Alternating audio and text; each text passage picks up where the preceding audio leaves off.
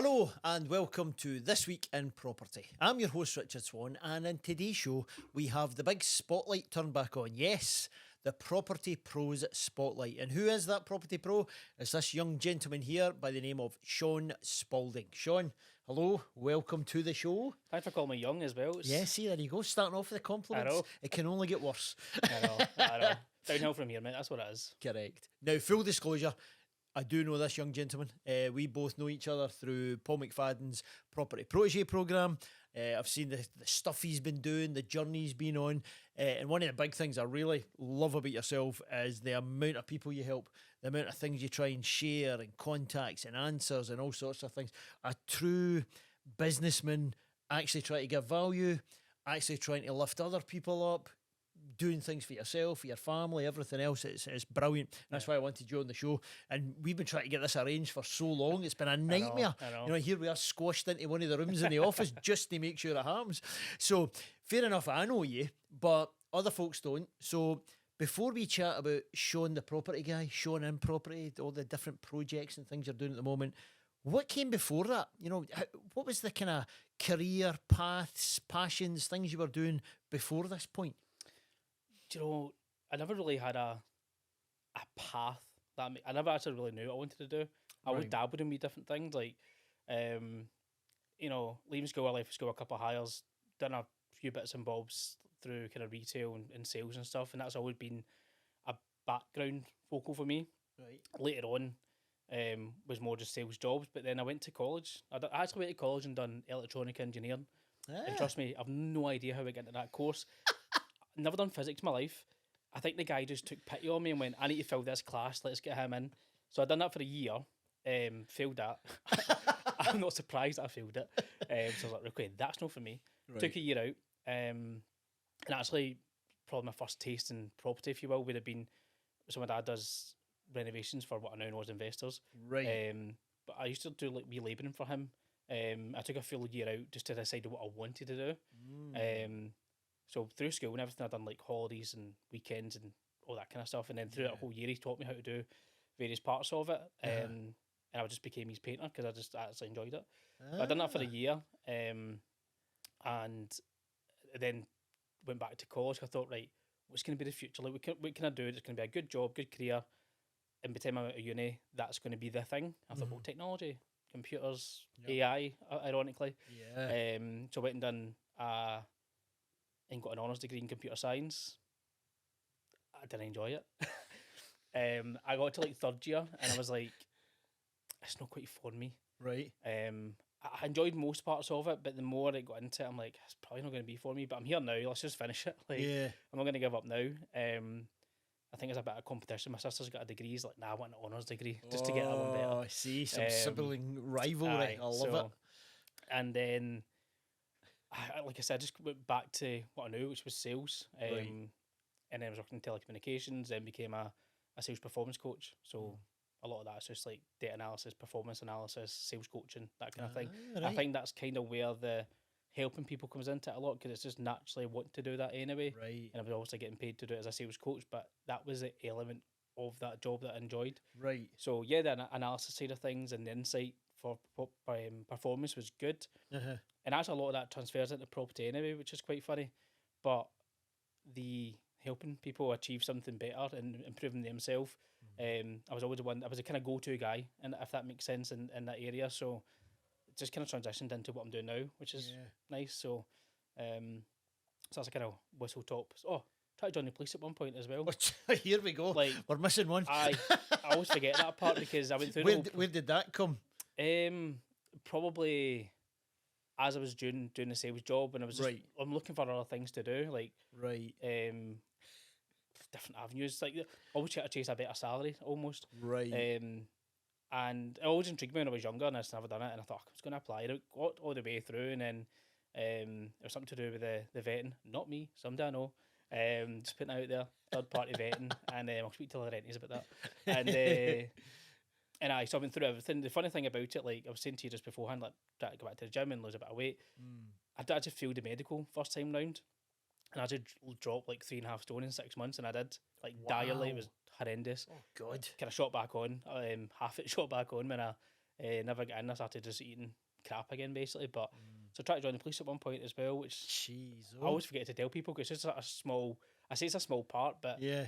the knockback for that was huge for me. Like resilience wise, try to jump back and actually go right. Okay, that's a huge setback for me. What do you do now? Do you know what I mean? That's probably the start. You go right.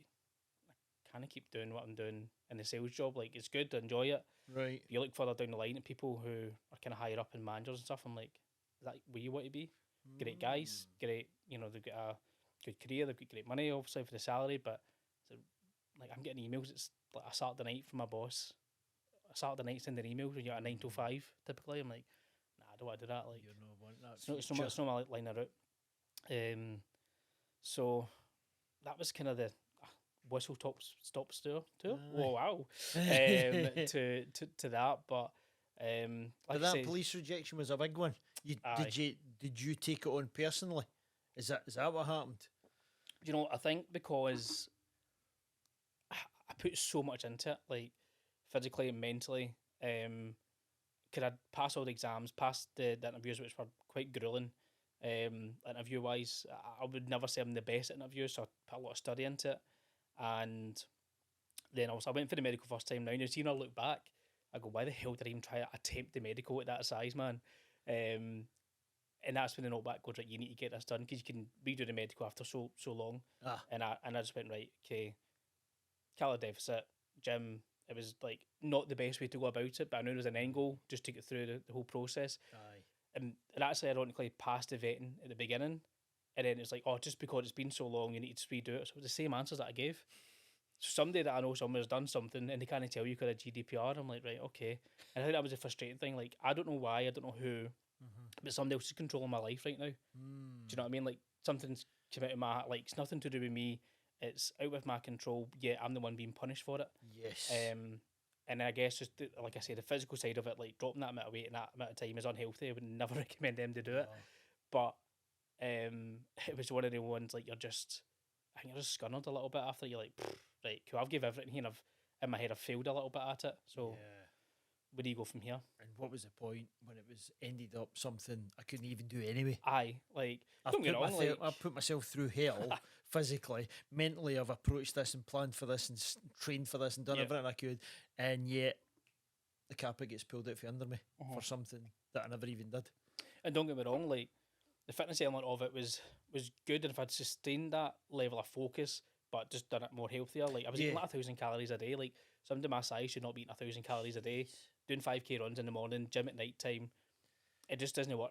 Well, it works to lose weight, but just that's not a long term thing at all, is it? It's a short term fix. Yeah. So that was that, and I kind of brushed over it a little bit at the beginning, but my first days of property was always like doing stuff with my dad, and that's always kind of come back a little bit in terms of, can we do this? Is that something I could do? Because I enjoyed doing that kind of stuff. Like it was grueling, don't get me wrong. Like you're smashing tails off walls, but it's fun, but it's a graft. Yeah. And I always just remember these, what I now know are investors, are coming through and they're going, right, okay, this looks good, and then going away. I'm like, who are these guys? Right. And my dad's like, they buy the property and then they rent it out, and then they just make money from it. I'm like, all right, how do we not do that? That seems easier. He's like, and then we were doing one time. He's like, oh, is he renting this out as well? He's like, no, he's going to put students in here. I'm like, how do we not do that? And then somebody else is going to buy it, and we were doing it up, and they were selling it. So they're paying us to do it, and then they're going to make a huge profit. And again, like, am I the only one noticing this? Why are you not doing this, Dad? And he's like, it's just like we can't. Like, we don't get the money for it. Like, it's not for us. Like, this isn't like we're the people that do the work. They're the ones that buy it. And that's, I mean, that's ironically he does work for us now, but that's nothing to do with him. That's just his mindset he had getting grown up and everything as well. And it's the same, of course. Same with me. It was always a money thing in the house. It was always that kind of, what's the typical sayings? Like I always used to get, I think I fucking made the money and all that kind of stuff, and put that back. I'm not a millionaire. Like all these kind of stuff. But again, it's just their mindset growing up. And listen, it was a case of resourcefulness than resources. Do you know what I mean? Like I was given everything I really could wanted as a child, and I was seeing them work very, very hard to get that, like 7 days a week at times, 2 jobs sometimes. So it was always that case of it's not for us. And I'm like, well, surely there has to be a point where, like, how did they get the money in the first place? There has to start from somewhere. And it was always a case of their parents had money. It came from somewhere else, or they had or somebody died and they've left them an inheritance. And I'm kind of thinking, like, do we know anything that's about to die here and leave me some money? Like, but I just parked it at that stage, kind of like, right, it was no for us. I think that's kind of where I done that year, and he was going to take me through and put me through a trade and all that. And I was like, nah, like, again, I don't see me going down that route. That's, the graph's hard, because it is a hard graph, but Yeah. I wanted to be the other side, and I think I was always chasing that, like, try to get a higher salary, because in the back of my mind, if I get a higher salary, I can potentially go and do something in property. Never ever got that stage. You get to that stage, I'll make more money, but then you're spending more money at the same time. It's never a balancing act. I think you get right till you're later in life a lot of time. Right. So after the police thing had happened, that's when I was thinking. It was leading up to Christmas as well, because we got told that in I think it was December. We get told that, and the funny thing is, now I look back and I praise my manager all the time at the time for this, because I'd done the medic, everything get passed, Right. and I'd basically gave my notice in on the Friday. Right, I should have done this, but I gave my notice in on the Friday. I was like, it's done, I'm in. And he said, you should hear back from us on Monday about your start date and everything. Put my notice in on the Friday. And then on it was a Sunday, or I think it was a Monday morning, I got that email through to say it's been rejected and everything else. I'm like, all right, I failed that, I've not got a job. I went back, tail between my legs, like, See that wee letter, see that email. I think just being, like, obviously good at what I was doing anyway, and like a good kind of team play and everything else. Like, they were like, yeah, I would love to have you back. Like, that's fine, don't get anywhere. Right. So it was good in that sense. Right. But again, you're still distraught and you're still looking at, right, where I was going to go next. And then it was leading up to Christmas, and I was like, go through what we still need to buy and everything else. And it was that it was a pure low point as well, because I was like, I can't afford the Christmas I want to give my family here. So at the time, I had 2 kids, I've now got 3. And I was like, I just can't afford Christmas, which is, it's not like a guy thing and a man thing, like, oh, I should be providing, but you've got a family there and you want to give them the best Christmas you possibly can. Like, my parents could always do it for me. I thought it was Santa at the time, but, it's, how could I not do that? I feel like I was kind of failing a bit. And that's when I started looking at ways again to make more money. I actually started looking at second jobs, Amazon drop shipping at one point. Never ever done that. And property kit coming up. And then that's when I actually found the property jumpstart book.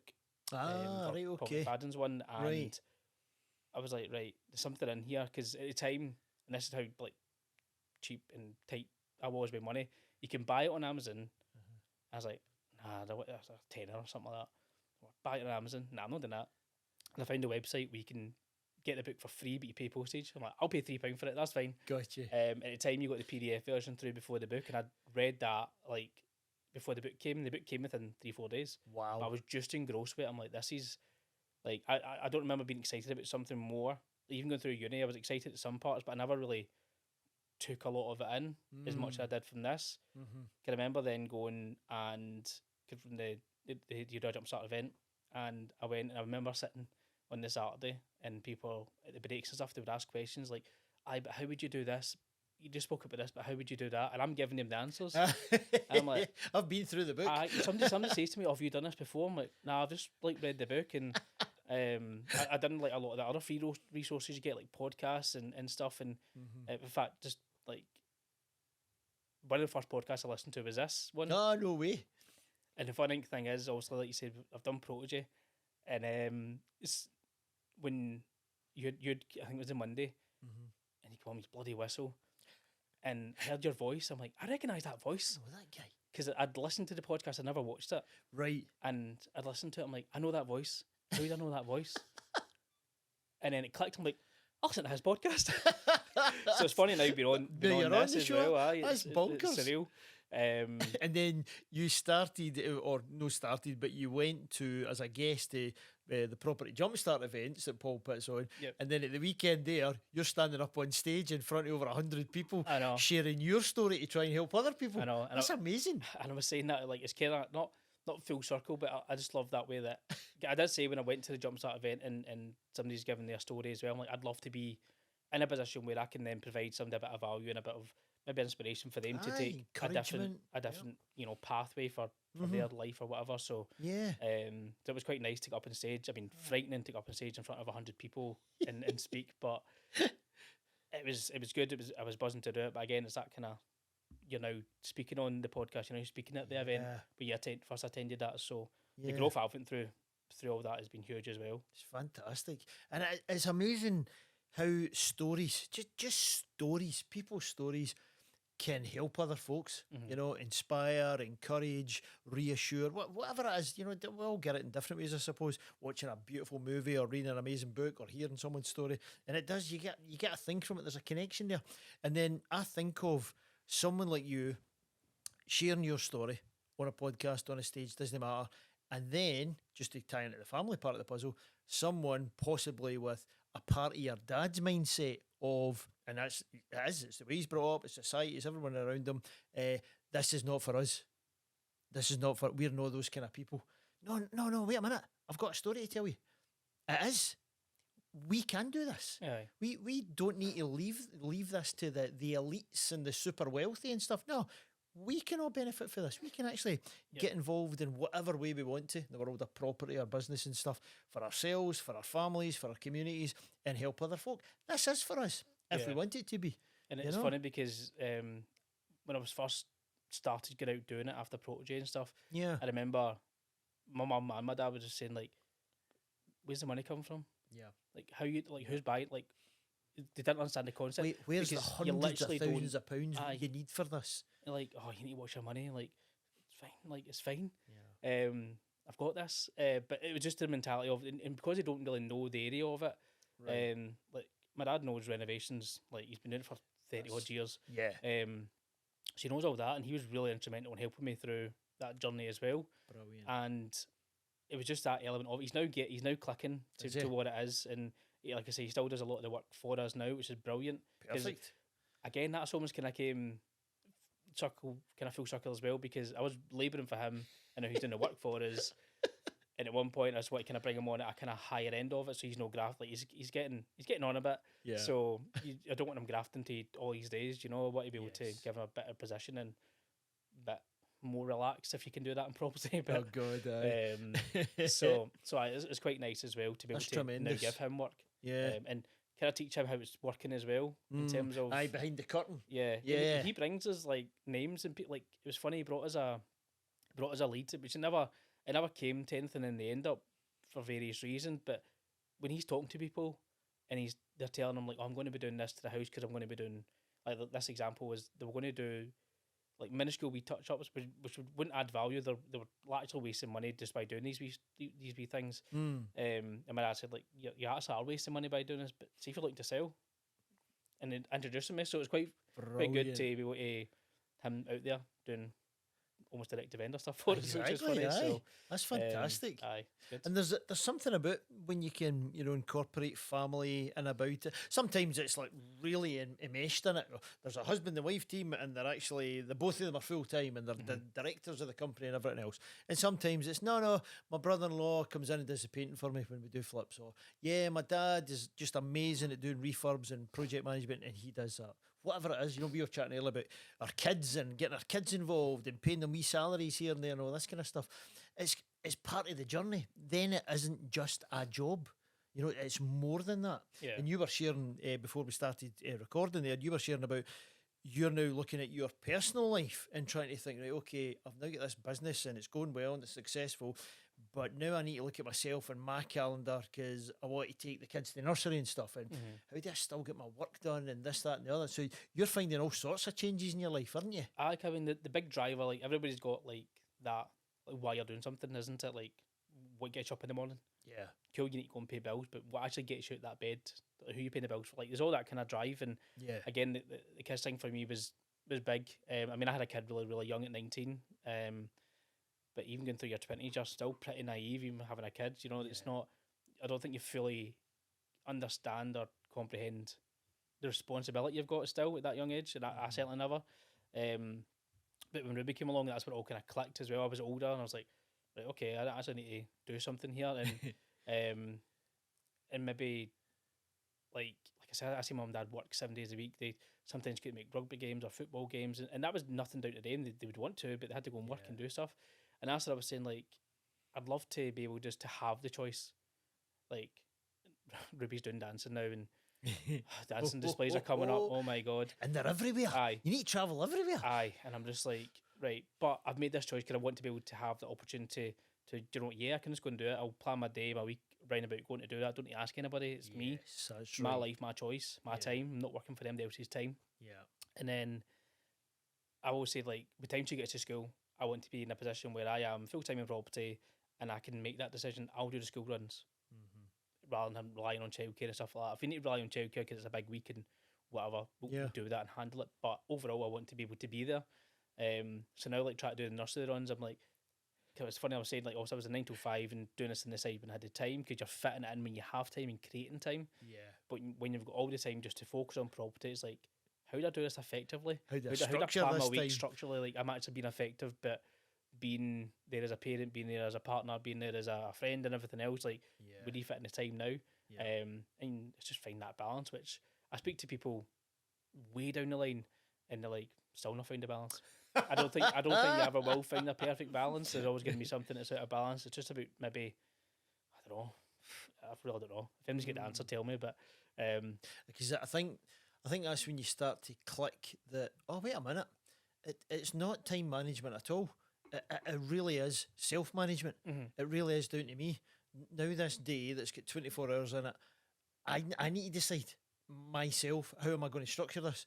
I need that time for the kids there, and I need this time to go and visit that property, and I need this time to speak to so and so, this time to be with my partner, this time to be a good pal, oh my god, you're managing yourself. That's truly what you're doing. And I've started like doing, so I read the book, I forget the name of it now, but it was I posted it on my story the other day, and good feedback, and people were saying that's a brilliant book and stuff. Right. It was like the 8 habits to implement in your morning routine or something like that. I can't remember the exact name, but go on my Instagram, you'll find it. And I was reading that, and it gave you some good points about getting up early, just being productive with the first part of the morning. I'm not a morning person though. That's a difficult. Like, try to get up, just start a bit earlier to implement a bit more of your kind of routine. And I can still go and do the nursery drop off, and I'm like, right, but I want to go to the gym. So then to go to the gym, and my day doesn't really start till about 10:30, 11. And then you're like, right, okay, let's just try to find that balance. So now I'm trying to do it at night time instead, or in the morning time, and see if that suits you better. Because that's the thing, everybody's different. I know very productive people who are the morning people, and it's that whole scenario of win the morning, win the day. So they're getting up early before the rest of the world wakes up, and they're cracking into things. Because for them, they can then finish that wee block of work, let's call it, and then they're like, right, okay, I'm going to take a dog a walk now, and I'm going to wake the kids up, and I'm going to get that school run thing that I want, and then they go back to work and stuff. And then they find at the end of their day, they're starting to wind things down, and it's the phone calls to the pals, or it's going out for a dinner with a good lady or whatever. And at the same time, I know other highly productive people who are nighttime people. So they don't get up dead early. They actually wake up with the family, and they get into their day that way, and they're starting to organise the kids and blah, blah, blah. Then they get to work. But then what happens is, after that family time, friend time, dinner time, they've got other kids around the dinner table and stuff, and they're doing the kind of evening routine, getting them off to beds and stuff. Then they click into another block of work. No, I'm up late. I'm up late to finish this. This is part of my structure. And then I'm going to bed, because I'm not getting up dead early tomorrow morning. I'm getting up at what I like to get up at, you know. And we've got to get different chemistries and psychologies and everything else. You've got to find you. You've got to find what works for you. Aye. You know? I think it changes with the cycle of what part of your life you're in. Like, we've just had a young baby as well. So, you know, my partner's still off on maternity leave. Right, there she's you go. She's going back in the next couple of months. Oh, God, she's come back to work. But she's but it's been able to like, you know, she's brilliant and let me kind of have that sleep during the night, and she'll be up. But then I'm like, well, I need to kind of repay that. I can go up in the morning, help you. If you've got Romy, the youngest, who's just been born in November, they're like, oh, I'm up with Ruby then, and stuff. Do you know what I mean? It's just finding that balance between being supportive and, you know, just leaving at 5 o'clock in the morning, going, right, you deal with that. All see the you later. best. I mean, I'd love to just go, you deal with that. See you later. But guilt gets the better of you at times. So, but I think it just depends on. It will chop and change your week and your schedule and how you do things. I don't think maybe there are people now. Maybe I think when you've got I think kids have a big part in it, depending on where they are in there. Massive. In there. Because you adapt to that. You kind of grow with them. Yeah. You know, there's like, oh God, this is a bit stressful. And they're only at nursery for this block of time and we've got everything round about it. And then all of a sudden, primary school, there's more time that they're away from you. And then high school, and then it's pals. And oh, wait a minute, this is all changing. This is weird. And you adapt to those phases. Aye, I was saying that to my partner as well. Like, I've got this kind of routine that I'm trying to work out just now. But then when you go back to work, thankfully she's term time's over summer. She's off again, so she's only back for a couple of weeks into summer. But when you're back at work, Romy then goes into she'll be at childcare when I'm at work and you're at work, and again it's a new routine. Yep. We now need to chop and change. Like, who's going to pick her up? Again. Who's going to get her from nursery? Like, it's just one of the ones that will always chop and change. But for me, it's always about, right, how can you be the best product to yourself? Because a lot of time, certainly when I was working 9 to 5. It's still a case of you come home and you're still trying to strike that balance, and sometimes I felt like, are you really like giving, like, is your family getting the best of you, the rest of you type thing? Yes, that's right. So trying to find that balance is always going to be difficult, I think. But and every week's different. Aye, you know, sometimes you've got projects you're trying to manage. It's just everything's. You know, there's all sorts of fires to put out. There's all sorts of focuses to do, and then another week it's went a bit quieter and things are just ticking along nicely. You know, it's adaptation, you know, awareness, self-awareness, that kind of stuff. We had a couple of projects coming to close in the last week, even this week as well, and it's just been hectic because you're trying to, it's like almost like a rush to the finish. You know, you're finishing, you want to make sure it goes perfect, so you're like, it just completely changes. You're like, I need to be there at 7 this morning to get something done and wait or something, like, do you know what I mean? There's changes, but it's fun. It is fun trying to get it there, but as long as it's been productive for me, that's the main thing. Block out my calendar, a diary. We've got a shared diary as well, so she knows when I'm away. Good. She knows I'm here today, type thing, so she knows not to phone me between these hours. Yeah. She'll probably still try and phone me, but so she knows, like, we're kind of in sync that kind of way as well, so which is good. Yeah, that's tremendous. I'm going to move us from kind of life to property, because that was powerful there. See that wee chat there, that was brilliant, and that's what I mean about sharing stories, because when you try to do something, you try to build things, you try to build a business and everything else, it's not just about the thing. It's not about, tell me about that property flip. We'll get to that. But it's actually your full life round about it. How the hell do you manage that when you're married? Or how are you doing that when you've got 3 kids together and so on and so on? They're all the real struggles and the real kind of puzzles that folk are trying to solve. So I love the fact you shared that. That's brilliant. And on the property part of that, so let's kind of look at that storyline where at one point you've got a chapter in your life where you're doing property stuff, but it's under your dad's wing. It's refurbs and stuff for someone else, so on and so forth. When was the first Sean project? And do you still remember it? Aye. Yeah. And I love it because it's probably the one I tell most folk about, because I think it's the one I mostly remember. I think everybody remembers their first deal. Yeah. But it meant quite a lot to me as well for various different reasons. But I've gone on to do other projects since then as well, and I can vaguely remember the numbers. But this one I do remember just because of everything that was involved with it. And I think it came it was like 5 months or so after doing the protege course, not without its ups and downs and deals falling through and everything else. Like, it's such a determination to get to that first deal. But I remember getting this one through the marketing campaign that you learn at protege as well. And they basically filled in a forum. I contacted them, and I think this is where my sales and negotiation background really comes into play. Like, if I'm direct to the person, I know how to speak to clients and speak to the public and everything else just through that experience and through sales. And actually, I tell a lie, actually, they haven't actually filled in the forum. What they'd actually done was they commented on the ad on Facebook. Right. Like, sounds too good to be true or something. Right. Like, you get a lot of them. Oh, of course. Comments, don't you? When people don't really understand what's happening. And I remember sending a direct message, just go, hi, like, I can't exactly say, like, hi, like, it's not is sorry, it's exactly how it sounds. Would you like us to have a chat with you and let us know how we can help you? Come back a day later saying, yeah, that'd be great. And then I think we tried to book in like 3 viewings and she cancelled every time. I'm like, they're at it here. And I'm not the only person doing this in the world, so there's other ads that are out there. And I remember seeing her name pop up on this ad as well, saying the same thing. I'm like, oh, it's one of these people that are just commenting on everybody's. But then eventually we got a booking in. I'm like, could I ask for like pictures of the bathroom? And in the kitchen, and he's like, "Oh no, it's a state. Like I don't want to show it." I'm like, "All right, okay." So you're trying to like puzzle like, is this person real? Are they? Has they got? Are they taking you on here? But get to the viewing, and I just kind of into that zone of right. I know why I'm here, but it kind of got a bit awkward right from the beginning. Kind of walked in, and she was in the middle of kind of moving some things out, and she had family members just sitting on the couch. I'm like, oh, I didn't expect this to happen. If I came at the right time. I am like, am I at the right time here? So, oh, yeah, come on in. I'm like, okay. After everything's gone behind me, I'm like, right, okay, just roll with it. So having a chat, I feel like I was like kind of negotiating with them and speaking to them as well. Right. And I just remember going round and doing my thing, and then it's funny because I come back round after taking like pictures and videos, and it's like, look, I need to go around this, do this for my own so I can take it away and look at it. And I remember going back and speaking to her, and I actually recognised the house because where it was is I started at school in Limwood. This house was in Limwood, Right. and where it was, I'd always passed it, Mm-hmm. and it wasn't until we kind of get talking and stuff. And she's like, "Oh, you look quite young." It's like, thanks.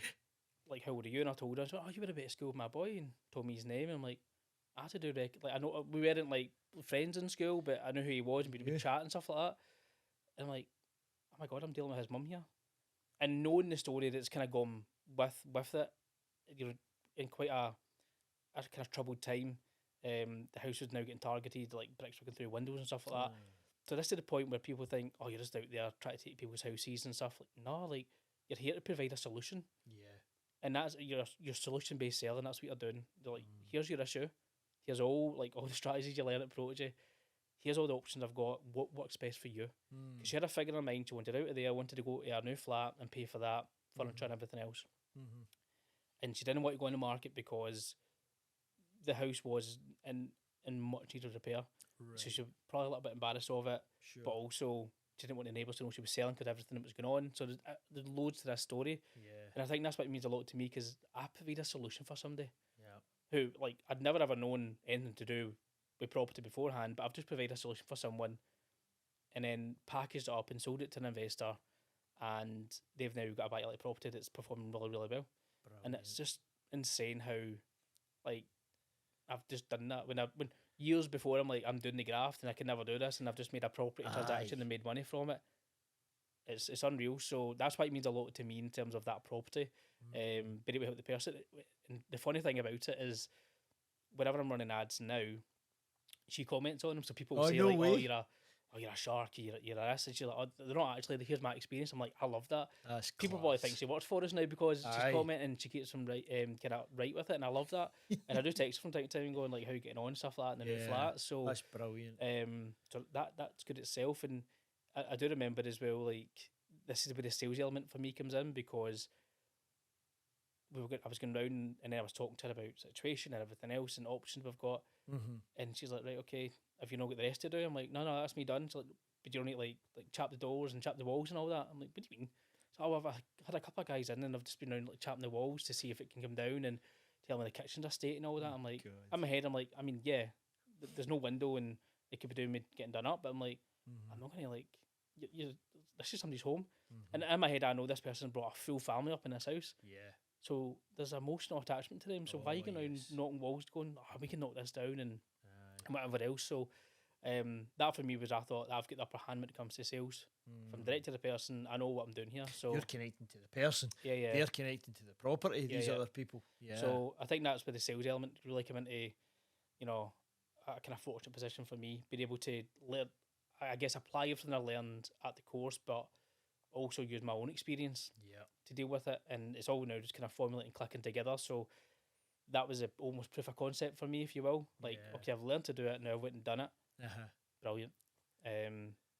So that was... It's quite cool the way these things come together, isn't it? And you only see the dots connecting when you look back the way, of course, because you've tried all these different things. You're obviously a very curious guy, curious about the police thing and curious about the college thing and the electrical engineering, you name it. I mean, oh, what's that? What's this? What's that?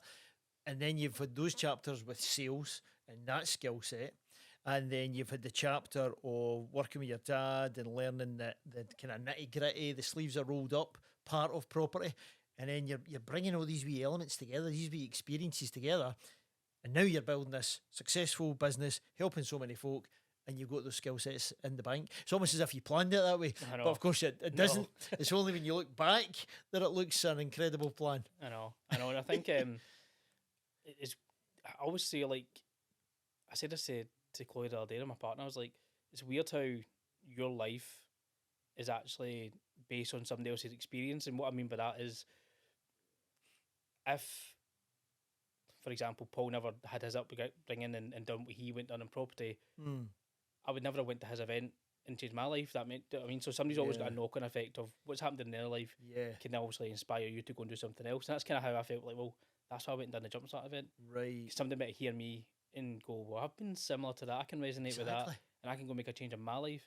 And that's that helpful thing that I feel like I want to do for people as well. Is like loads of messages off the back of doing other podcasts and the event, and just obviously being out there on social media and stuff like that. You get loads of them, and I love helping people, but it's that time management as well, isn't it? It's like, how much time can I, give out to someone? I think if people ask me, oh, can you come and do a viewing with me? And I'm like, I'd love to. Honestly, I would, but I don't know exactly what you're going through. But what to do, send me pictures and a video and I'll help you. Like, tell me what you've got and I'll tell you if you're on the right track. In my mind, doesn't mean it's the right answer, just mean in my opinion, I think this is where it's at. So, it's just business owners helping each other, that's 100%. it. And the funny thing with that deal is it was co-sourced with somebody in the tribe as well. So, I never had an investor at the time. Right. I just ran the leads and got it through. I'm like, okay, what do I do now? Right. Just go back to the group. Right, what do I do now?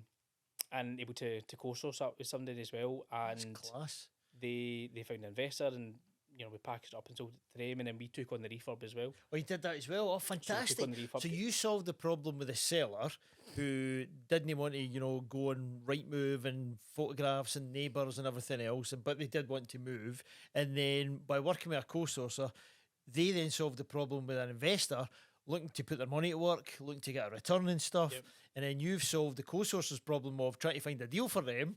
And then you've solved the problem of everybody in the middle, where you've pulled in your dad and the company and everything to do the actual refurb work. That's a lot of problem solving. And like, as much as I say, like, my first taste in property, brought my dad for that full year, bear in mind, I was just labouring. So I was brushing up the floors, I was taking tiles off walls, doing lip downs and helping him with materials and getting the teas and all that.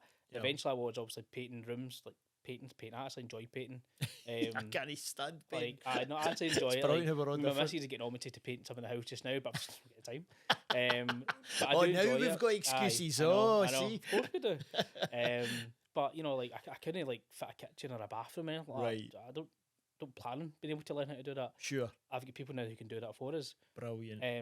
But that, even in the refurb itself, was huge. Like, so to get a bit of context on the deal itself, like, we sold it for, I think it's 49,600 to the investor.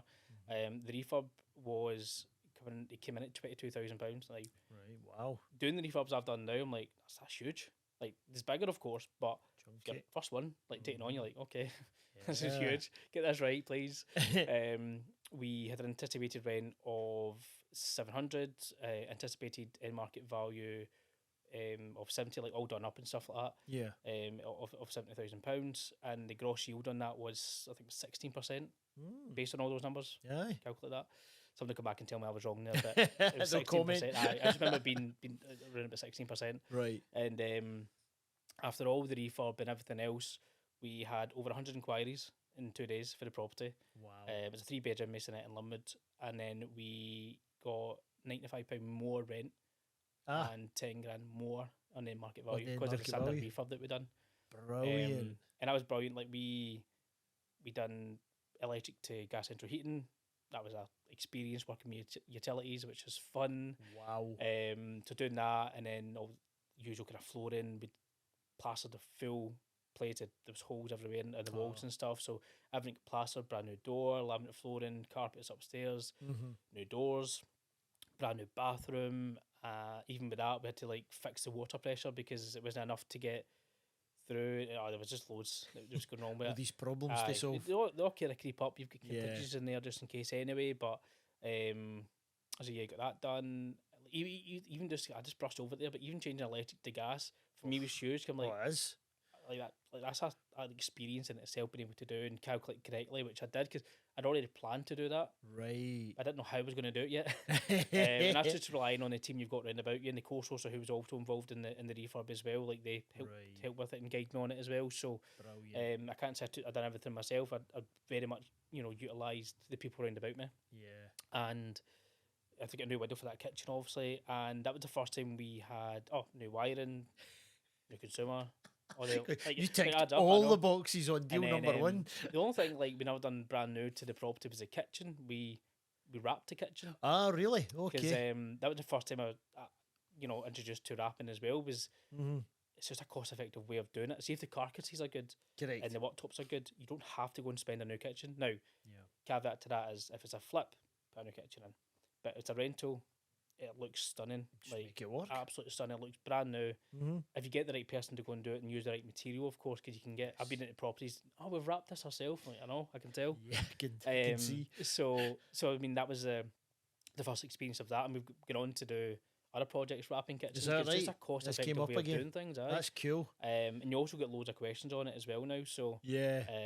And we've got a really good team who can go in and do that. So.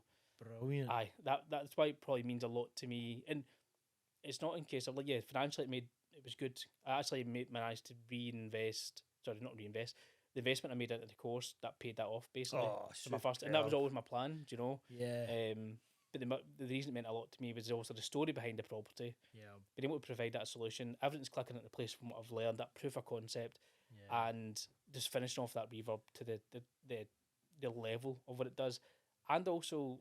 Being able to do your numbers, one, getting them correct, but then actually getting more than what you anticipated. Bonuses. So it's kind of did I undershoot it? I was actually thinking with the end value in mind, sure, I just kept that for myself. So I think I was just hungry to get that first deal over the line as well completely. So I'm like, we'll just sell it and I will just learn from it and stuff. And I rinsed that on socials as well. As my mate, my mate's dad, Joe had texted me I'm sick of seeing this kitchen. we get it. You're putting a new kitchen. I'm like, it's no new, but did I tell you about wrapping? I know. Take a seat. It was good. So that's fantastic. That was good as what well. A great deal. What a start. All those different connections and learnings and lessons. It's amazing. And the services then that you can do just now, because obviously we've got folks watching you, listening to you just now. So if there's sellers out there and they're looking to, get their hand held and kind of, get the project dealt with, and they don't have to go through the rigmarole, everything else with estate agents and photographs and viewings and everything else, they can approach you and they can teach you, see about that. Yeah, you can teach me as well. They probably can teach you, can't they? Come and see my house. Always a learner. Aye, for sellers, if they're looking at selling and on market isn't quite for them, or they just even, I think that's the thing, people sometimes don't have a clue. I remember selling my first house, I didn't have a clue. Aye. So sometimes it's just a case of I'm looking to sell. I don't know what the right option is, because on market isn't the best for everybody. You've always got a solution based on your circumstances. Correct. And every situation is different, and that's why I think it's funny when people say, "What would you give me for the house?" I'm like, I don't know. What's your situation? What's the house like? Let me look at the area and everything that goes with it. So the full story. Aye, for me, it's about providing that solution. Let me hear your story. Let me hear what's going on, and I'll either help you and sell it for you or whatever else, or I'll point you in the right direction. Brilliant. You're actually suited better going on market here. Here's a very good estate agent for you. Magic. You're maybe better suited going to auction. Here's an auction that I think would do well for you. I can just open up and give you a solution based on what your situation is, basically. And again, it comes back to that helping somebody. Yeah, you're making financial gain from it. Of course, we're all in here to pay bills at the end of the day. Yeah. But it's still that element of, okay, I can help somebody here as well and provide that solution. Yeah. So, yeah. And those solutions for investors as well. So 100%. folks who are kind of struggling to, or they just don't have the time, they don't know how to, maybe they don't have the information, they know properties, what they want to do, they want to invest in it, maybe they've even started already, but they can speak to you about sourcing and finding properties for them. Aye. Yeah. So we work with people who maybe accidental landlord, but they're in a high paying job, loads of income coming through, that they want to invest in property because they know it's a good vehicle for investment. They just don't get the time to go and do it. They know property's good because they've got a accidental property there and they're dealing with it. Aye. But they just don't have the time to go out and do the viewings and negotiations, analyse the deal, and I can present them that opportunity based on the criteria, of course. And I also work with first time investors as well. So people who, again, it's that whole option of I know I want to do it, just don't know, and I've got the money there to do it. Yeah. I just don't know what the best thing to do it, because some people it's like, oh, I've got, when I say a small pot of cash, like I've maybe got like 50 or 60 there, Yeah. and I'm like, what's your goal? Why are you looking at doing it? Why? So it's for the people who are like first time investing into buy like properties, or maybe just looking to grow that portfolio, just not get the time to go and do it. Right. Is just there. What the criteria is, we basically just go out and source the property for them based on the criteria, and then present them the opportunity. And if they agree with it, then they carry it through, and then we've got the home improvements team to go in and, Aye, and so carry that's it out. the other one then. If the project itself needs the works and stuff, you Yeah. can solve that as well. And you know, it's funny as well. I always talk about this going back full circle. The person I co-sourced it with, I now have the home improvements company with as well. Oh, no way. So 'cause we done like wee bits of projects together after that as well. And Yeah. it kind of came like, right, well, he sources, I source, but it was utilise the trades we've got, make it a little bit bigger, Yeah. and whenever it comes through, we'll just push it out that way instead, and, Yeah. and I'll project manage it all. Brilliant. He's a busy guy. He's got loads on other things as well. He's got lettings and everything. So like, I can project Right. manage everything, just oversee it all. Right. And he can just direct the company. Mm-hmm. So it's both of us that way as well. Takes a bit of strain off what he was like already doing. I'm starting to do as well. Then let's just do that. Yeah. And it's funny because that was the concept of it. You source, I source. Sorry, you source, I source. Bring the deal through for the investor, and we'll handle it for the investor. That complete hands off service you're looking to give someone, like, give us the keys, give us your criteria, we'll get it sorted for you, and then give it back. But we do get investors from recommendations now to go, as I dealt with them, they bought the property themselves.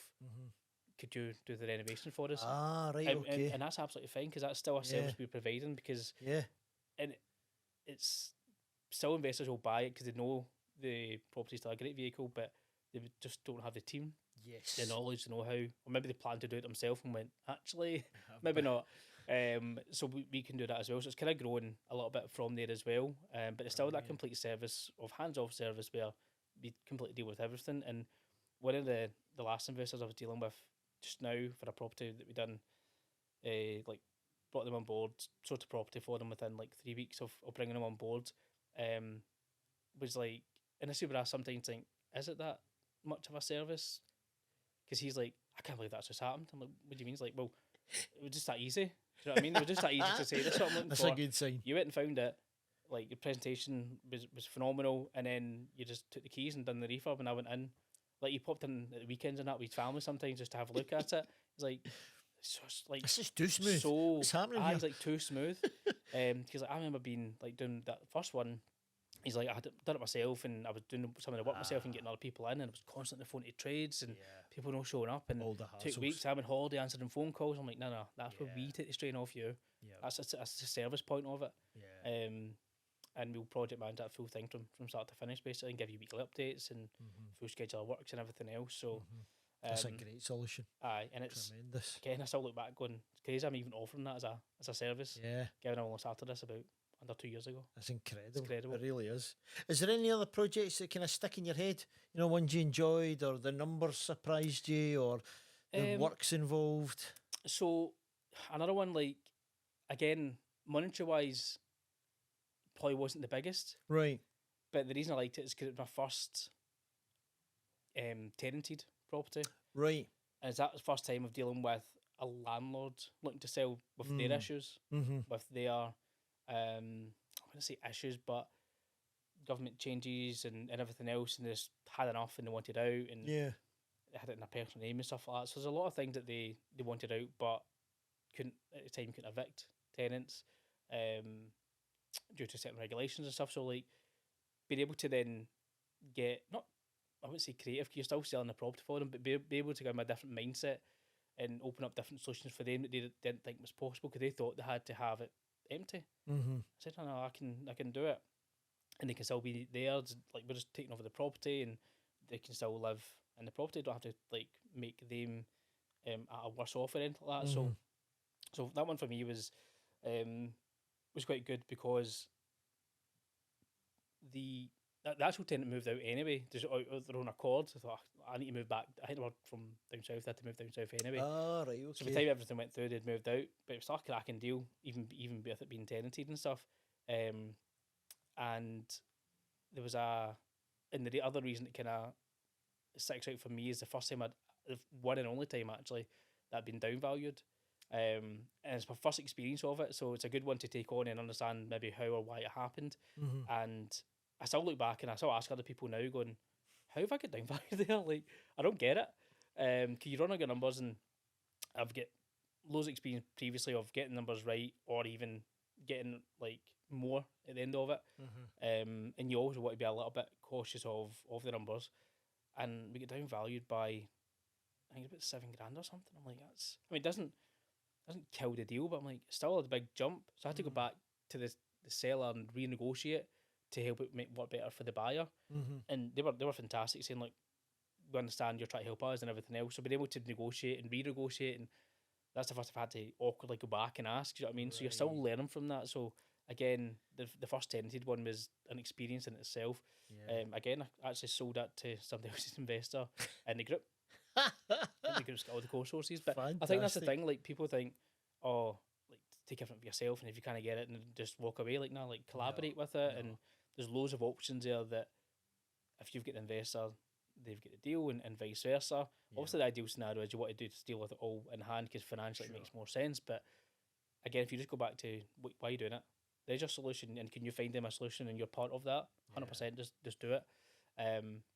So that was a good experience, and I always know I've done a good job when the seller still contacts you after it.